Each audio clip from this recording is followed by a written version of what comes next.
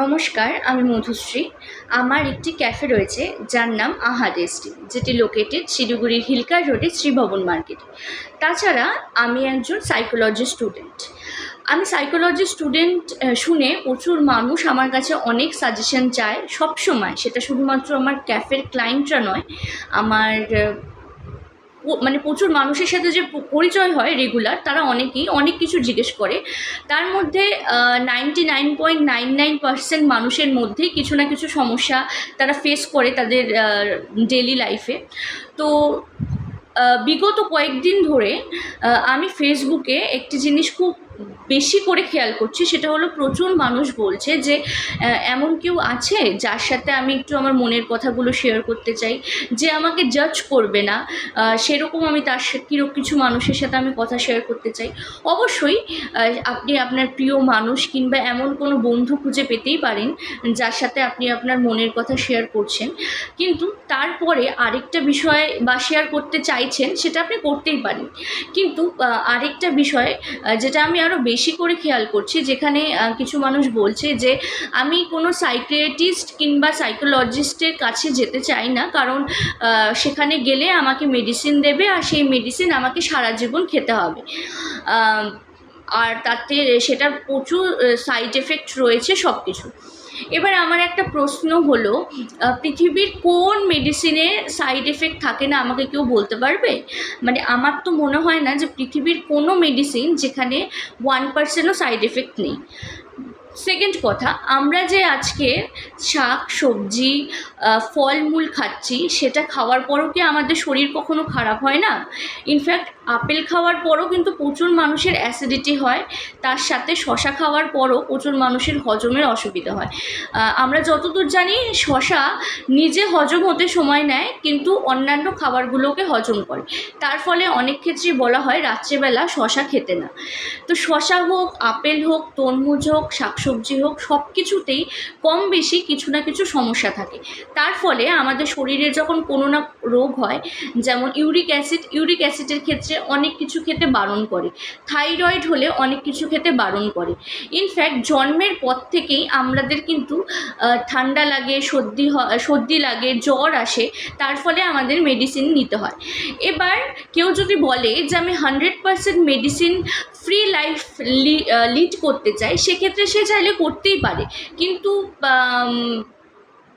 আমি চাই যে সত্যি সত্যি পৃথিবীতে মানুষ 100% মেডিসিন ফ্রি লাইফ লিড করুক তার লাইফে। তার জন্য আমাদের সবসময় নানা রকম রুটিন, আমাদের লাইফস্টাইল মেনটেন করতে হবে। কিন্তু এই যে একটা কোয়েশ্চেন যে আমি সাইকিয়াট্রিস্টের কাছে যাব না কিংবা আমি সাইকোলজিস্টের কাছে যাব না, কারণ আমাকে সারা জীবন মেডিসিন খেতে হবে। আচ্ছা, আপনার যদি সুগার হয় কিংবা প্রেশার, মানে আপনার হাই প্রেশার হয়, সেক্ষেত্রে কি আপনি মেডিসিন নেবেন না? আপনার যদি থাইরয়েড ধরা পড়ে, সেই জন্য কি আপনি মেডিসিন নেবেন না? ইনফ্যাক্ট অনেককে ইনসুলিন নিতে হয়, সে যতদিন বেঁচে থাকবে তাকে ইনসুলিন নিতে হবে, আপনি কি সেটা নেবেন না? এবার কিছু মানুষের ক্যান্সার যখন ধরা পড়ে তাদের কেমোথেরাপি করতে হয়, সেটা কি সে নেবে না? সবাইকেই নিতে হবে, যার যেরকম সমস্যা হবে সেই মতো তাকে সেই মেডিসিন নিতে হবে। সেরকমই অ্যাংজাইটি, ডিপ্রেশন, ওসিডি, নানা রকম যে সমস্যাগুলো আমাদের আজ ঘরে ঘরে দেখা দিচ্ছে, সেগুলোর জন্য কিন্তু প্রয়োজনে ডাক্তার যদি প্রেসক্রাইব করে, সেগুলো কিন্তু আপনাদের নিয়ম মাফিক আপনাদের সেই মেডিসিন কিন্তু নিতেই হবে। এবার পার্থক্য হলো সাইকিয়াট্রিস্ট আর সাইকোলজিস্টের মধ্যে, যেটা পৃথিবীর বহু মানুষ জানেন না। ইনফ্যাক্ট অনেক এডুকেটেড ডক্টররাও পর্যন্ত এই দুটো বিষয় নিয়ে হাসি ঠাট্টা করে। সরি টু সে, আমি জানি না কাউকে হার্ট করলাম কি করলাম না, বাট এটা কিন্তু ফ্যাক্ট যে বহু মানুষ এই প্রফেশন নিয়ে ভীষণ হাসাহাসি করে। কারণ যখনই কেউ বলে আমি সাইকিয়াট্রিস্ট বা আমি সাইকোলজিস্ট, সবসময় বলা হয় ও পাগলের ডাক্তার। অ্যাকচুয়ালি সেরকম কিন্তু নয়। এবার আমি আজকে আমার সীমিত জ্ঞানের, মানে আমার যতটুকু সীমিত জ্ঞান, সেই সীমিত জ্ঞানে আমি দুটো বিষয় বলতে চাই। সেটা হলো সাইকিয়াট্রিস্ট কে, যারা MBBS পড়াশুনো করে, যারা ক্লাস 11-12 সায়েন্স নিয়ে পড়াশুনো করে, তারপরে তারা নিট এক্সাম দেয়, সেখান থেকে তারা যখন MBBS-এ চান্স পায় তখন তারা সেখানে 5 বছর পড়াশোনা করে। তারপরে নানা রকম যে স্পেশালাইজেশন, যেটা হলো আমরা MA করি কিংবা যেই ডিপার্টমেন্টে যেতে চায় সেই মতো তাকে পড়াশোনা করতে হয়। তো আমার এতটুকুই আমি জানি এই বিষয়টা, যে প্রথমে তোমাকে MBBS করতে হবে, তারপরে তুমি যেটা চাইছো সেই হিসাবে তোমাকে পড়াশোনা করতে হবে। আর সাইকোলজিস্ট বিষয়টা হলো, সেক্ষেত্রে সায়েন্স কিংবা আর্টস, আপনি যেই ব্যাকগ্রাউন্ড থেকেই হন না কেন, আপনি চাইলে সাইকোলজি নিয়ে পড়াশোনা করতে পারবেন। এবার কিছু কলেজে সাইকোলজিতে MSc ডিগ্রি দেয় বা BSc ডিগ্রি দেয়, বা কিছু ইউনিভার্সিটিতে MSc ডিগ্রি দেয়, আর কিছু কলেজে BA কিংবা MA এই ডিগ্রি দেওয়া হয়, কিন্তু পড়াশোনা কিন্তু সেম থাকে, কোনো আলাদা কিছু থাকে না ডিগ্রির ওপর। যেরকম ইকোনমিক্সেও কিছু কিছু কলেজে BSc MSc ডিগ্রি দেওয়া হয়, আর কিছু কলেজে MA MSc, তার সাথে সাথে জিওগ্রাফি, সেরকমই সাইকোলজিতেও কিন্তু সেই বিষয়টা করা হয়। এবার আমি ইগনুর থেকে সাইকোলজি নিয়ে পড়াশোনা করছি। ইগনুতে আমরাই হয়তো লাস্ট ব্যাচ যারা সাইকোলজি নিয়ে পড়ছি, কারণ ইগনুর থেকে সাইকোলজি সাবজেক্টটা রিমুভ করে দেওয়া হচ্ছে, যেহেতু এটা একটা মেডিকেল বেস সাবজেক্ট, তার ফলে এটা কখনোই আর ডিস্টেন্সে করানো হবে না। এবার বাকি কোনো কলেজে কিংবা ইউনিভার্সিটির থেকে করা হয় কিনা আমি জানি না। আমাদের অপশান ছিল যে আমরা ইগনুর থেকে করতে পারবো, কারণ সেই সময় যখন আমি সাইকোলজি নিয়ে পড়াশোনাটা শুরু করি, তখন আমার অতটা আইডিয়া ছিল না, কারণ আমি যেহেতু শিলিগুড়িতে থাকি, শিলিগুড়ি সেলিশিয়ান কলেজ ছাড়া বাকি কোনো কলেজে সাইকোলজি পড়ানো হয় না।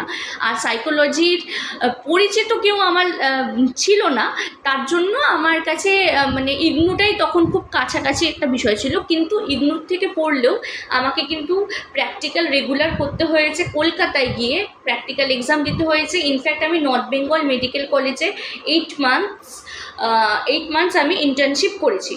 এবার সেটাই বলতে চাই যে সাইকিয়াট্রিস্ট আর সাইকোলজিস্টের মধ্যে এটাই পার্থক্য। এবার সাইকিয়াট্রিস্ট যারা হয় তারা মেডিসিন প্রেসক্রাইব করতে পারে, কিন্তু আমরা সাইকোলজিস্টরা সেটা করতে পারবো না। আমরা কাউন্সেলিং করতে পারবো, তার সাথে আমরা যদি ক্লিনিক্যাল সাইকোলজিস্ট হই, সেক্ষেত্রে আমরা থেরাপিগুলোও করতে পারবো। যেমন নানা রকম যে থেরাপিগুলো হয় সেগুলোও কিন্তু আমরা করতে পারবো, যদি আমাদের লাইসেন্স থাকে, RCI লাইসেন্স থাকে, তাহলেই। তার জন্য আমাদের আলাদা করে পড়াশোনা করতে হয় MA পাশ করার পর, ঠিক আছে। এবার আপনারা যারা বলছেন যে আমাদের এবার আমি তো বলেই দিলাম পার্থক্য। এবার আপনি কার কাছে আগে যাবেন সেটাও একটা কোয়েশ্চেন থাকে। তো আমার কথা হলো যে আপনি যদি মনে করেন যে আমি কারোর সাথে মন খুলে কথা বলবো, আমাকে একটু সময় নিয়ে সে বুঝবে, সে কথা বলবে, সে আমাকে সাজেশন দেবে, তাহলে আমি বলবো আপনি সাইকোলজিস্টের কাছেই চলে আসুন, কারণ একজন সাইকোলজিস্ট আপনাকে সেই সময়টা দেবে। আমরা বিগত কয়েকদিনে দেখছি যে কোনো সাইকিয়াট্রিস্ট হোক বা যে কোনো ডক্টর হোক, তারা কিন্তু 5 to 10 মিনিটসের বেশি খুব একটা আপনাকে সময় দেবে না, কারণ তাদের কাজই হলো মেডিসিন প্রেসক্রাইব করা। আর সেক্ষেত্রে আপনারা যদি এই এক্সপেকটেশন নিয়ে যান যে আপনাকে তারা 1 ঘন্টা 2 ঘন্টা সময় দেবে, আমার মনে হয় এটা একটু মানে বেশি আপনার এক্সপেকটেশন হয়ে যাবে তাদের কাছ থেকে, কারণ তারা সেটা করেন না, তারা মেডিসিন দেয়। এবার ইনফ্যাক্ট বহু ডক্টরকে আমি দেখেছি যারা মানে আপনার কি সমস্যা হয়েছে তারা দেয় না, তারা একটা কোড দিয়ে দেয়, যে কোডগুলো আমরা যারা সাইকোলজি নিয়ে পড়াশোনা করছি বা যারা এই ইন্টার্নশিপের সাথে যুক্ত ছিলাম বা যারা এই বিষয়গুলো নিয়ে পড়ছি, তারাই শুধুমাত্র জানে। কারণ এই সাবজেক্টটা খুব একটা সেন্সিটিভ বিষয়, খুবই বিষয়। তো আপনি যদি মনে করেন যে আমি কারোর সাথে একটু সময় নিয়ে কথা বলবো, যে আমাকে জাজ করবে না, আমি বলবো যে খুব কাছের কারোর সাথে যদি সে আপনার যদি বিশ্বাসী হয়, তো আপনি তার সাথে কথা বলতেই পারেন। কিন্তু আমার সাজেশন হবে আপনি একজন ভালো সাইকোলজিস্টের কাছে যান, বা আপনি আমার কাছেও আসতে পারেন, যেটা আপনার মনে হবে যে আপনি যদি মনে করেন যে আপনি আমার কাছে আসবেন, তাহলে আমি আপনাকে বা সেই সাইকোলজিস্ট আপনাকে আপনার মতন করে বুঝবে, আপনাকে কোনো জাজ করবে না, এবং তার মতন সে যেরকম বলছে সেই রুটিন যদি আপনি ফলো করে চলেন, আমি 100% বলতে পারি আপনার যে সমস্যাগুলো এখন আছে সেগুলো আর একটুও থাকবে না। যদি আপনি এটা চান, আপনার সমস্যা যদি এটা হয় যে আপনি কারোর সাথে মন খুলে কথা বলতে চাইছেন, সেক্ষেত্রে এবার আপনার খুব অ্যাংজাইটির সমস্যা হচ্ছে, ভীষণ ডিপ্রেসড লাগছে, বহুদিন ধরে খুব মাথাটা ভার হয়ে আছে, নানা রকম সমস্যা, সেক্ষেত্রে কিন্তু আপনারা সাইকিয়াট্রিস্টের কাছে যেতেই পারেন। সেটাতে কিন্তু কোনো অসুবিধে নেই, কারণ অনেক ক্ষেত্রে মেডিসিন কিন্তু প্রয়োজন হয়, সব ক্ষেত্রে শুধুমাত্র কাউন্সেলিংয়ের হয় না, মেডিসিন কিন্তু প্রয়োজন হয়। সেক্ষেত্রে মেডিসিন সাথে কাউন্সেলিং দুটো যদি একসাথে করেন, সেক্ষেত্রে আপনারা আরও তাড়াতাড়ি সুস্থ হয়ে যাবেন। আর হ্যাঁ, সাইকিয়াট্রিস্ট আমি বারবার ভুল বলছি, সরি ফর দ্যাট, কিন্তু মানে যাই হোক, মানে সাইকিয়াট্রিস্ট কিংবা সাইকোলজিস্ট, মানে তাদের কাছে যাওয়া মানে কিন্তু আপনি পাগল হয়ে যাননি। প্লিজ এই বিষয়টা মানে আমি হাত জোর করে বলছি, এই বিষয়টা আর কাউকে বলবেন না, যে মানে কেউ যাতে মানে কেউ যখন আপনাকে বলবে যে আমি সাইকোলজিস্টের কাছে যাচ্ছি কিংবা আমি কোনো সাইকিয়াট্রিস্টকে দেখাচ্ছি, তাকে বলবেন না কেন তোর কী হয়েছে, আরে ওসব ভাবিস না, এই কথাগুলো প্লিজ বলবেন না। কারণ একজন মানুষ সমস্যায় পড়েই ডক্টরের কাছে আসে। আমাদের এখন তো জ্বর হলে আমরা নিজেরাই ডোলো কিংবা আরও নানা রকম ব্র্যান্ডের মানে প্যারাসিটামল আমরা নিয়ে থাকি, ইনফ্যাক্ট তার সাথে অ্যান্টিবায়োটিকও নিই। 5 দিন পর নিজেরা ট্রিটমেন্ট করে যখন কিছু হয় না, তারপরে আমরা ডক্টরের কাছে যাই। কিন্তু আমাদের উচিত প্রথম থেকেই ডক্টরের কাছে যাওয়া, তাহলে আমাদের ওই 5টা দিন আমাদের ভুল ট্রিটমেন্ট হতো না। তো চেষ্টা করুন প্রথম থেকেই কাউন্সেলিংয়ের মধ্যে থাকার, চেষ্টা করুন প্রথম থেকেই ডক্টরের সান্নিধ্যে থাকার, যাতে আপনার এইটুকু জিনিসটা এত বড় রূপ না ধারণ করে। প্লিজ সেটাই করুন। আর সবাই ভালো থাকুন, সুস্থ থাকুন, সবাইকে বোঝার চেষ্টা করুন।